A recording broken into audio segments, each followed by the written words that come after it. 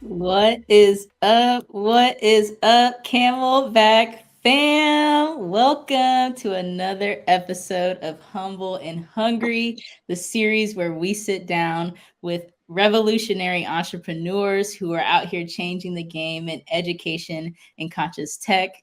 I am your host, Lex Lindsay, Senior Associate of Marketing and Communications at Camelback Ventures. And I am so excited to have joining me today my friend Gabriel Reyes from FLi Sci. Thank you. Thank you so much. How are you doing? I'm good. Thanks for having me. It's good to see you. Yes, good to see you as well. I'm super, super excited to get into this conversation. It's been a while since we had a chance to catch up. Um, I did a quick introduction, but I would love, love, love for you to just introduce yourself. Tell us a little bit more about who you are and the work that you're doing with FLi Sci. My name is Gabriel. I am originally from Albuquerque, New Mexico. I a little bit about myself. I'm currently based out of Philadelphia, where I live with my husband. I'm a PhD student as well at Stanford, where I'm getting my PhD in developmental and psychological sciences. And on top of that, I'm also running a nonprofit to help other first gen low income students become PhD or graduate students themselves. So and my fun fact that I love to share with everyone is that I'm a Taurus. And so that's a little bit about me. Yes, I love it. My older sister is a Taurus, and we get along so well. That explains why you and I are That explains a lot. Yeah, okay. That's yeah. awesome, awesome. Well, I like I said, I'm super excited to get into this conversation and talk more about the work you're doing with FLi Sci. So you talked a little bit more about it, but if you could expand, just like how is it that you are, working with these first generation low income students to bring them into science careers and pathways? Yeah. I think for me, what I'm trying to do is basically expand who has access to opportunities that I think are integral for access.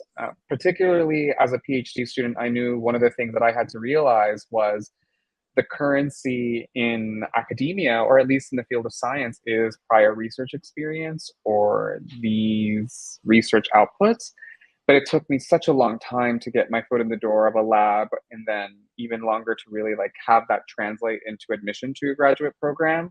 So one of the things that I really want to do is help more first gen low income students earlier know like what is the pathway of going from high school to college to grad school, but then at the same time give them the hands-on experiences that I hope then helps them access even more opportunities, whether it's admission to a college STEM program, their first research experience with a professor in college, and then ultimately, getting into a PhD or medical school program. So Yeah, no, that's wonderful. Oh man, and no, I'm super excited. So I want to go back to the beginning of how you even started FLi Sci, came up with the inspiration, the idea, and got this idea off of the ground. I know the story, but I would love for you to share that with those people who are tuning in who are not familiar with your beginnings.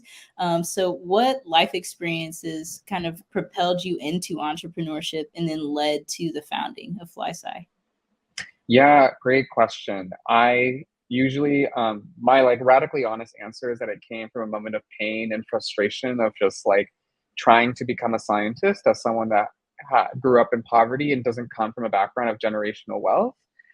Two moments in particular that really kind of like brought me to like the like boiling point was when I had to give up basically two opportunities working in labs that I knew would help me become the kind of cognitive neuroscientist I wanted to become because of financial issues. In college, I remembered my father was discovered to be undocumented, and that caused a lot of anxiety on my end because there's financial issues, struggles that undocumented families face, and I was really the only one that was most proximal to financial resources because of my status as a college student. But anyways, at the time, my dad desperately needed an immigration attorney, and so I remembered I had an offer to work in a lab of a cognitive neuroscientist to help with my thesis, but it paid virtually nothing. And then I had an offer to work at Google where I would be paid enough to be able to afford my family an attorney so that my dad could have a green card. And for me, I think what was really upsetting was that like I had to make this choice because of cards that like I was just dealt. And I mean, I have no regrets because now my father is, you know, has a green card and no longer lives in fear of being undocumented.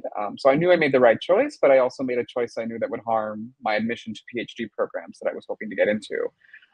So then fast forward, I get into a master's program. I'm at Columbia working in a neuroscience lab that I was very, very excited to work in.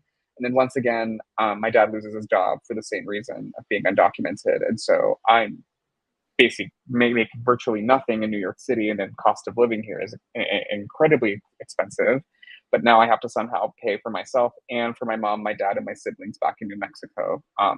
And I think the boiling point was when I tried getting some help with what was happening, and they basically were just basically the advice I was given was to go be rich and then come back to science when I solve my financial instability problems. And I kid you not, because the word was that science is very inclusive, and I remember thinking it's inclusive if you're rich. And so I remember thinking that was it. And then the George Floyd murder that happened that later that summer, I saw so many scientists who were just talking about diversity and inclusion, and myself trying to become one of these scientists from these historically excluded backgrounds just can't even entertain it because I come from a poor background. Mhm. I think that to me signaled where I really wanted to do something because I've been waiting for so long for someone else to do so. But I thought, why don't I just go ahead and start something and we'll see where it goes. And so it started June 2020. And from there, and it just became what it is now. So, Oh my gosh. Oh my gosh. First and foremost, just wow. Like there's a lot in there, and so much of what you shared is also falls in line of with entrepreneurship, right? Just like this idea of entrepreneurship should be inclusive, and we know how much so it really isn't. But you just powering through, like showing that resilience and that perseverance. And I hate sometimes to bring up resilience because it's like uh we people of color, like we shouldn't have to be so resilient, like the playing field should just be level, and all of us have the same access and opportunities to be able to pursue our dreams and our passions. But the reality is that we have to be resilient, which right, is right. unfortunate, but so beautiful to see. Like, you're in your PhD program, and even though there are things that were knocking you down, and you still kept persevering. So that's awesome. um Speaking of challenges, a lot of what you shared, like I had said, echoes like the journey of entrepreneurship, and just, getting knocked down, but getting back up, and finding a way to make it happen, and not waiting for someone else to be the solution, but creating it yourself. And so I want to talk about, the entrepreneurial journey for you. What have been some of those challenges that you faced as a BIPOC founder, as a member of the LGBTQIA plus community? What have been some of those challenges, and how have you overcome them? Great question. I mean, to start, I think for me, one of the biggest challenges initially was balancing both worlds, like being this grad student that was aspiring to become a brain researcher to also running an entire organization, while also trying to pay my bills. I think can be really, really, really difficult. I think for me, um, a lot of my earlier challenges was that balance, but I think thanks to like programming like Camelback and other fellowships that I had, I was thankful to be a part of. It really helped provide sort of some of the early foundation to navigate the entrepreneurial journey. But I think for me, some of the current challenges that I face is quite frankly my identity. But to be radically honest on this, I remember when I started the Camelback journey, I kind of went in thinking about like giving up just because I told myself that I wasn't doing this for to be a leader, or to run a nonprofit. Like I truly was doing it because I really want to see more diversity in science, and it doesn't have to be me. It just has to be done. So I told myself, like, what if I sell FLi Sci to like a straight white man who can probably bring in millions of dollars without even trying, and I'm over here trying to like get morsels of funding to do basically like an entire movement. And so it's hard because I think oftentimes when I think about when I apply for grants or when I try to like, get partnerships, I can't help but divorce the role that my race might go in.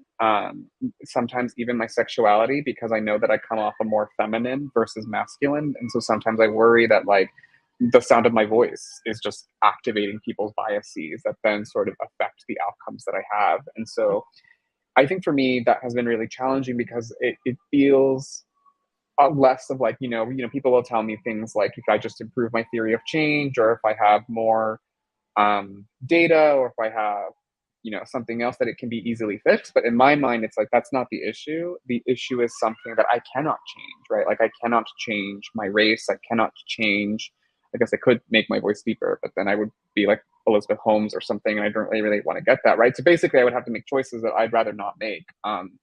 So that's been really difficult. And I remember thankfully ending Camelback telling myself that like the challenges that I'm going through are not unique to myself. It was actually really, really powerful to know that other people were going through the exact same thing. And these were people who similarly had great ideas, but were also experiencing similar barriers and hoops. Because I can end with this, and I think it's sometimes hard to be at a place like Stanford where I am around so much privilege and wealth, but I feel like I'm also around people who I see produce ideas and then those ideas get funded. Whereas I feel like for myself and a lot of other Camelback fellows, we not only have ideas, but we have to do the work and then we have to have the data and we have to have the outcomes and then we get the funding. And so it's just one of those things where like I sometimes wish I had those same privileges where someone would trust me enough to like do some exploratory work, even if I'm not so sure what the outcomes are going to be. But it feels like at times that's I'm in a similar landscape where like I'm trying to fight for diversity in science when the same issues that I was experiencing are replicated in the entrepreneurial space. But I think that's just how white supremacy operates, right? Like it doesn't change from it's pretty sector agnostic when it comes to who it's going to discriminate and how. Right. Right. No, there are so many things that you touched on there. I kind of want to circle back to like when you said at the beginning of the fellowship, you were thinking just like this funding piece, you were thinking like maybe I should give this idea to someone who would be able to get the funding and push it along further than what I feel like I could. And then it sounds like, at the end of the fellowship, you're like, no, I'm the right person to lead this work. I'm in the position that I'm in. And I'm going to keep moving this work and this mission forward. It kind of, to me, it's just like another example of resilience and perseverance and embracing like your own identity. And so if you could offer like a piece of advice to your younger self starting out on this journey, or even to someone who is, a BIPOC founder or a member of the LGBTQ community who is wanting to start their own venture, if you could offer a piece of advice to them on their journey, just starting out, what advice would you share?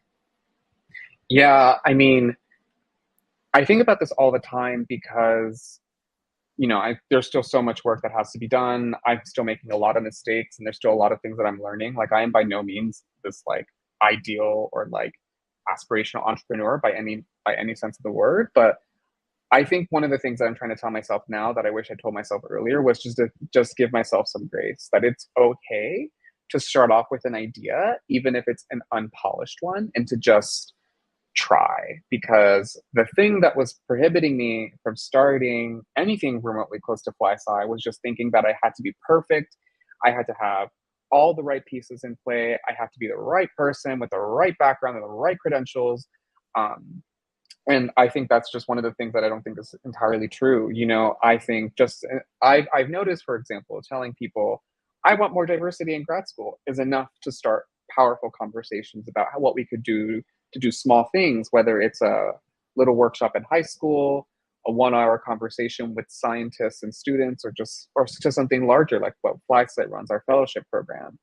And I think other people feel the same thing, especially BIPOC leaders or people who come from historically marginalized backgrounds, feel that unless all the boxes are checked off, like no work can be done. And I know where it comes from, right? Because we're often denied access to opportunities unless those boxes are checked off. Like, you Mhm. know, like I haven't been able to pursue certain opportunities just because, you know, I used one wrong word in the entire application, right? So like I would write a 5,000 word grant application, but one word was enough to like cancel all of that. And I think for so many of us, we have accumulated experiences along these lines where we keep being told by society, by individuals, by institutions that we can't make a step until we're perfect. And the reality is that that's just not equitable, right? Like, not everyone um, has those same barriers.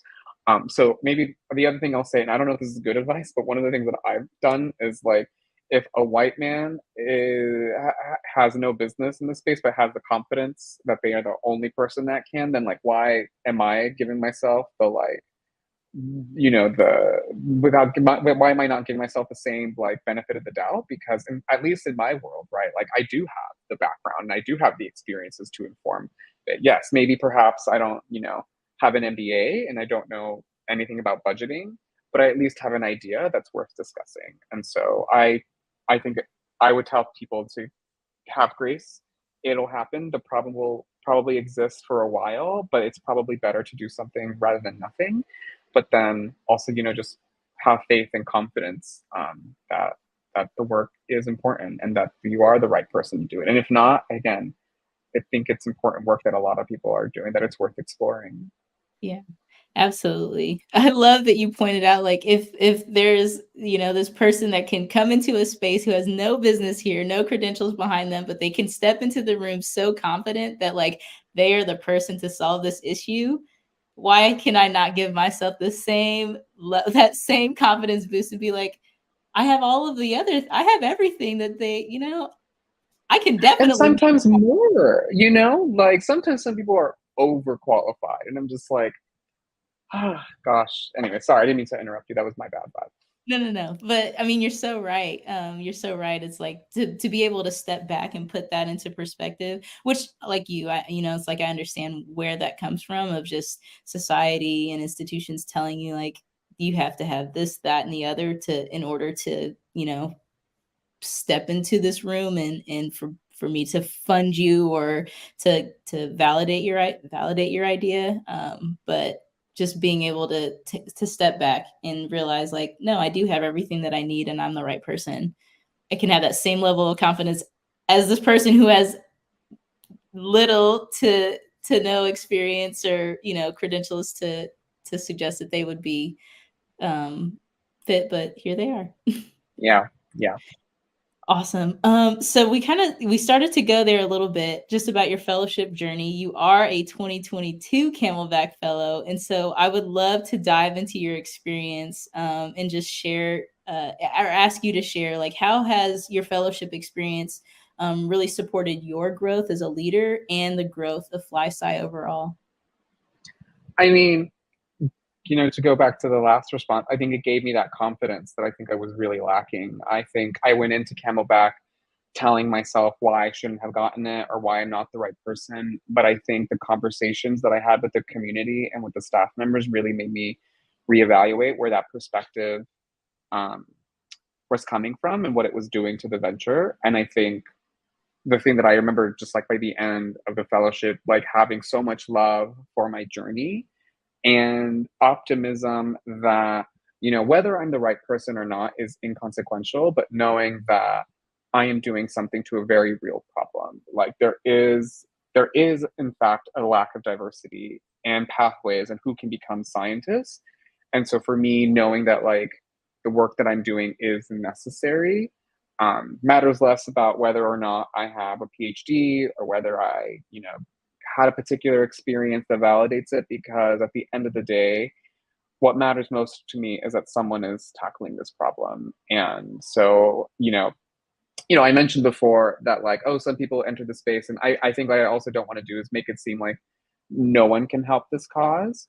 Um, because the cause is greater than any one of us, right? And I think what's more important is that we make certain incremental steps to at least addressing it versus kind of constantly saying that it exists and then just passively letting it sort of exacerbate with time. And so that was very, very helpful because I'm a lot happier now. I'm so glad that, like, a year after the fellowship, I can at least look back on those memories like very positively. And I'm spending much more time thinking about the future of FLi Sci than thinking about how do I, give this to someone who I think is a lot more deserving and let them be the like lead of it because, I think Camelback really truly made me feel a level of self-love that I haven't been able to sort of acquire from other experiences, even outside of entrepreneurship, honestly. Oh my gosh, I love that. I love that. Thank you for sharing that. That's so beautiful to hear. And look at you over here flourishing. Um, so I want to shift gears. You mentioned the future of FLi Sci, and so that's where I want to take the rest of this conversation is just diving into the future. When you think specifically about legacy, and so at Camelback we talk about generational inheritance versus generational wealth. And it's just this idea that what we pass down to the next generation isn't just funds or capital or money. It's ideas, it's perspectives, it's beliefs, it's policy. And so I want to ask you, what is the legacy that you hope that your work with FLi Sci will leave behind for the next generation? Yes, great question. I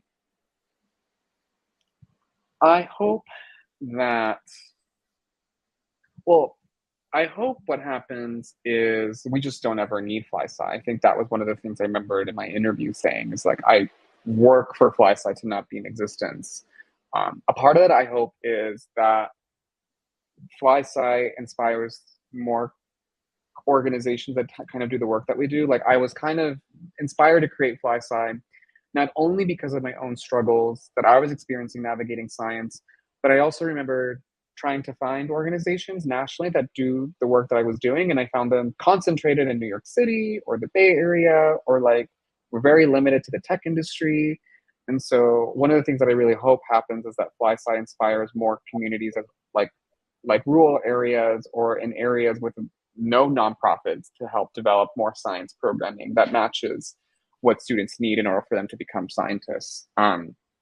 Also, it's still shocking. I don't know how many people know this, but we've never had a Black person win a Nobel Prize in science, which is like the hallmark of a scientific achievement. And so I don't know if FLi Sci will produce the first person who is Black or the first person who is first gen to win a Nobel Prize. But what I do hope happens is that there's an increase in conversations about why we don't have that quite yet. Like, why do we still have that like fact? And whether that's a change in policy, whether that's a new initiatives of like creating financial support systems so that an undergraduate student doesn't have to turn down like a coveted lab experience for financial reasons, would be fantastic. And then I think finally, honestly, I hope that more people just naturally see themselves represented because they just are taught a science topic by someone that comes from a diverse background. I know in my experience, I only had my first Black science instructor just a couple months ago. So I am 27 years old, and it took me that long for me to have a Black teacher in science. And that's not okay. And I hope what happens in the future is that when you ask someone to list the names of every single person that taught them science, that those people will come from such diverse backgrounds that, resulted from systemic level change at the policy level, at an institutional level within our public education systems. Yeah. Oh my gosh, all of that. First, I did not know that we have not had a Black person win a Nobel Prize. So thank you for sharing that. And even just in this In moment, science. in science, raising awareness about that, because I didn't know it. I'm not sure how many other folks may know it, but just to have it stated here, raising awareness about it right now. And then I love, as I'm thinking back to my own educational experience, like I don't know that I ever had a person of color that was a science teacher either. And so just being able to increase representation and diversity in even our education system. So that's, kids who want to be scientists see themselves in in the classroom, and learning from somebody that looks like them, I mean, is truly powerful. We hear that a lot within working with our education ventures, of just like representation is important, and being able for a student to see themselves in the person that is teaching them, and have their experience acknowledge their genius, like mirrored back to them, how important it is. So thank you for sharing that.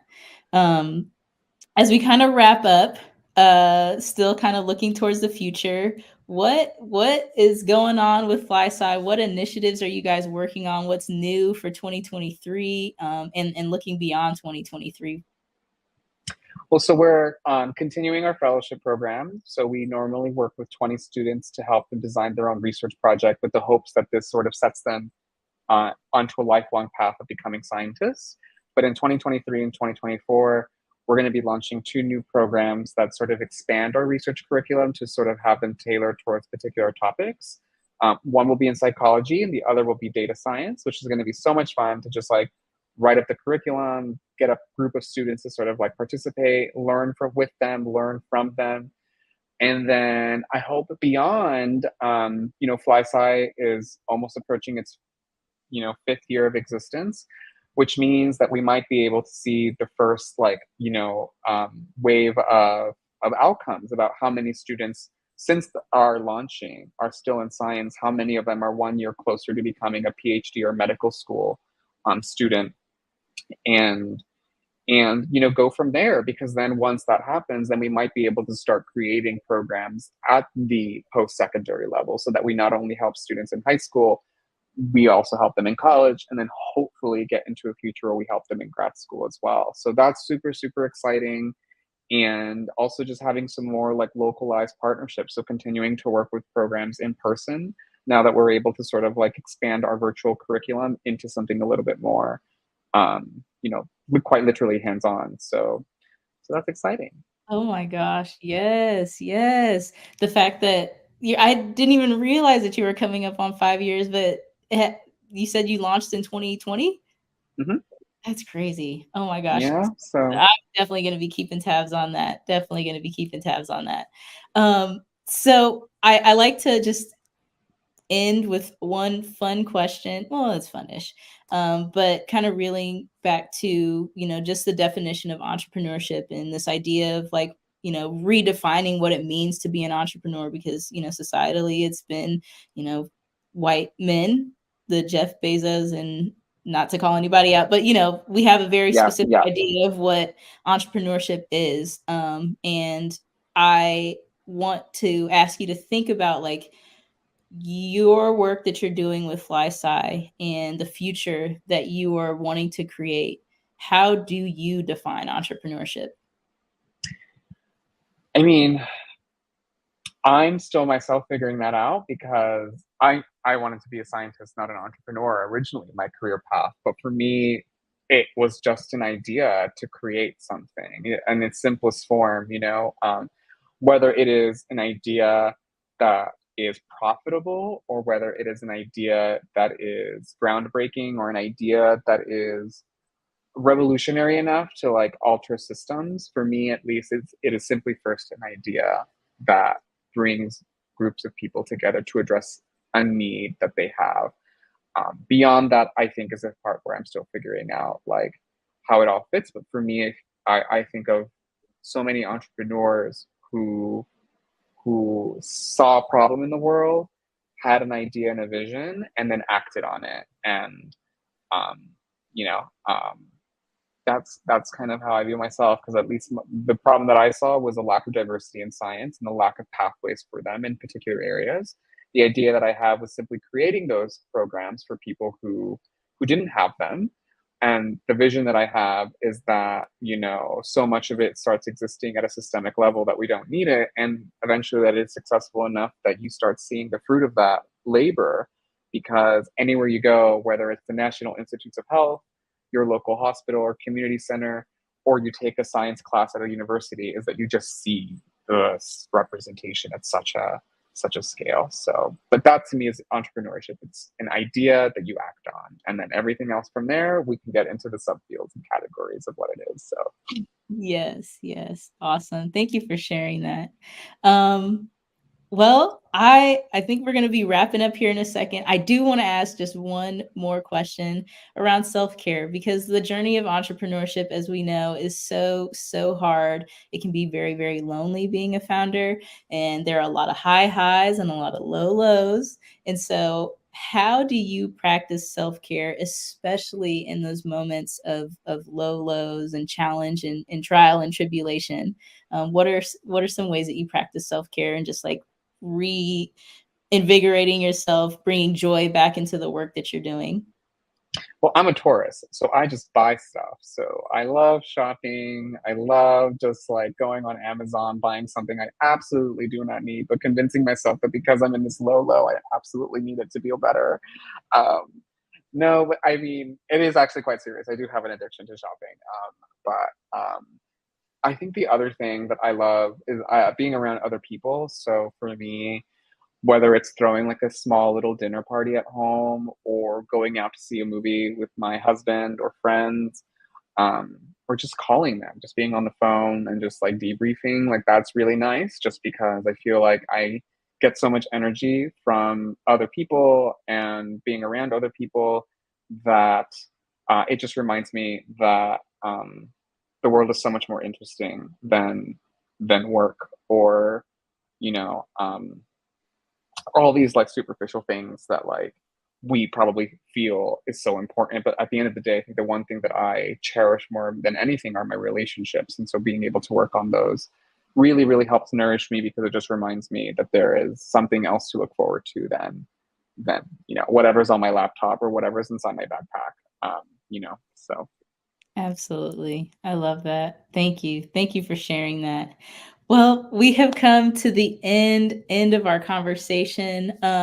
If folks want to connect with you to learn more about FLi Sci, if they want to connect with you just to learn more about entrepreneurship, what is the best way for people to get in touch? Well, I'm always an email away. You can always email me at gabriel.reyes@flisci.org. You can visit our website at www.flisci.org, or you can reach out to me on Twitter, Instagram, like wherever you see like my public profile. So Awesome. Awesome. Well, Gabe, thank you so much. It has been such a pleasure reconnecting and just learning more about the work that you're doing and all of the exciting things that are on the horizon. To all of you tuning in, as always, thank you so much for joining us. A quick announcement. Our 2024 Camelback Fellowship application is still open, y'all. Applications are open until September 11th. So if you are an entrepreneur that is building an education venture or a technology venture, we want to hear from you. Head over to www.camelbackventures.org/apply and submit your application by September 11. Gabe, again, thank you so much for being here. Our next conversation, guys, is going to be on September 19th. So keep an eye out for who that guest is. Until then, be well, and we'll talk to you guys soon. thanks for having me. Bye.